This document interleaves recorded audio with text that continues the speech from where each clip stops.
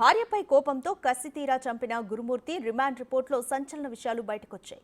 పంచాయతీ పెట్టి పరువు తీసిందని భార్యపై కోపం పెంచుకున్న గురుమూర్తి ఎలాగైనా అడ్డు తొలగించుకోవాలని స్కెచ్ వేశాడు. పక్కా ప్లాన్తో పిల్లలను 15వ తేదీన చెల్లెలి ఇంటి వద్ద వదిలిపెట్టి భార్యని ఇంటికి తీసుకొచ్చాడు. 16వ తేదీన పుట్టింటికి వెళ్తానన్న భార్యతో గురుమూర్తి గొడవ పడ్డాడు.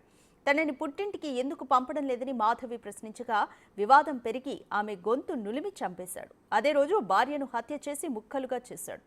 మృతదేహం ముక్కలను నీటిలో హీటర్తో ఉడికించి ఎముకలను పొడి చేసి మిగిలిన మాంసం ముక్కలను బకెట్లో తీసుకెళ్లి పెద్ద చెరువులో పడేశాడు.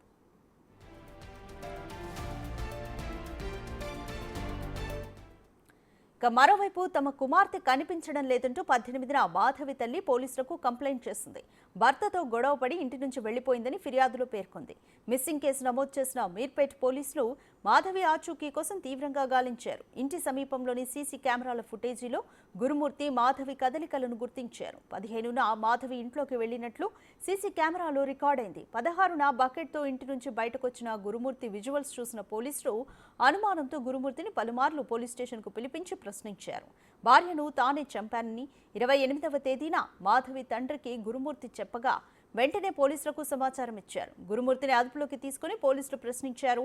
భార్య మాధవిని తానే హత్య చేశానని పోలీసులతో గురుమూర్తి చెప్పడంతో కేసు ఓ కొలుక్కొచ్చింది.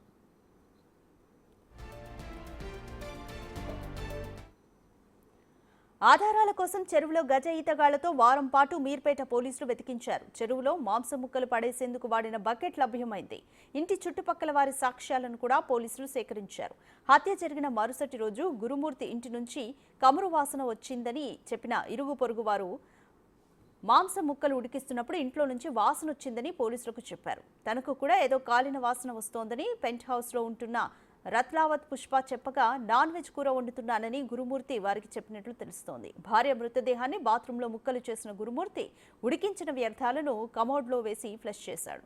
ఇంట్లో వాసన రాకుండా ఉండేందుకు ఫినాయిల్తో శుభ్రం చేశాడు. నిందితుని ఇంటి నుంచి కత్తి, రంపం, స్టవ్, ఆయిల్ సీసాలు, ఖాళీ పెయింట్ బకెట్ను స్వాధీనం చేసుకున్నారు.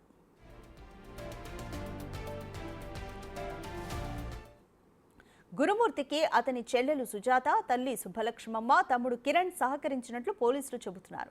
సాక్ష్యాలు మాయం చేసేందుకు వారు ప్రయత్నించారని ముగ్గురుపై అభియోగం నమోదైంది.